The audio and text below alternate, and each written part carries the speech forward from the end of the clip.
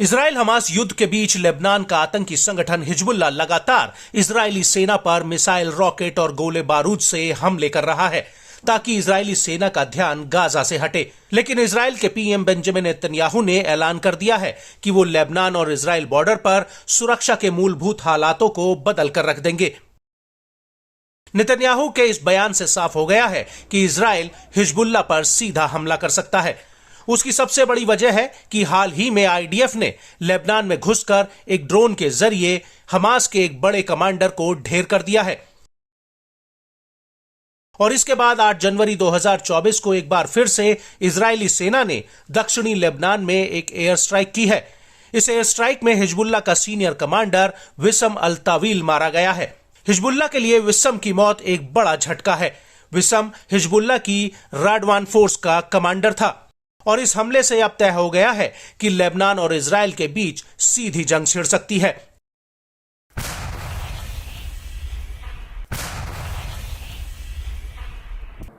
लेकिन इजराइल के रक्षा मंत्री योव गैलेंट का कहना है कि हिजबुल्लाह को पूरी तरह से खत्म करना नामुमकिन है और इसलिए इजराइल को हिजबुल्लाह के साथ राजनीतिक सुलह जरूर करनी चाहिए। गैलेंट ने अपने इसी बयान में आगे कहा कि उत्तरी गाजा में लोगों की वापसी को युद्ध के तीसरे चरण से नहीं जोड़ा जाएगा। उन्होंने कहा कि इजरायलियों को कैद से छुड़ाने के लिए एक अन्य योजना होगी और इसे उत्तरी गाजा में लोगों की वापसी से जोड़ने का मतलब नहीं बनता।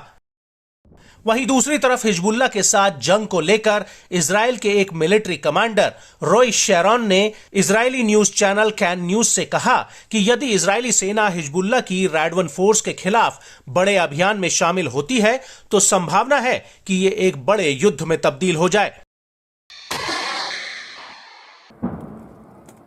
शैरॉन ने जोर देकर कहा कि इजराइल को हिजबुल्लाह की इलीट फोर्स के जोखिम को खत्म करना चाहिए और उसके साथ बिना पूर्ण युद्ध में शामिल हुए राडवान फोर्स को बॉर्डर से करीब 8 किलोमीटर दूर ही रखना चाहिए। लेकिन इसे हासिल करने के लिए शैरॉन ने टेक्नोलॉजी की मौजूदगी को लेकर अनिश्चितता जरूर जाहिर की है।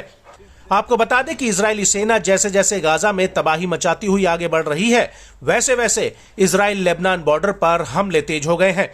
हालांकि कुछ अमेरिकी अधिकारी नेतन्याहू को यह हिदायत दे चुके हैं कि वो लेबनान के साथ युद्ध न छेड़े, क्योंकि ऐसा करने पर इजरायली सेना 2 मोर्चों पर बढ़ जाएगी और उतनी ताकतवर नहीं रह जाएगी, जिसका खामियाजा इजराइल को ही भुगतना पड़ेगा।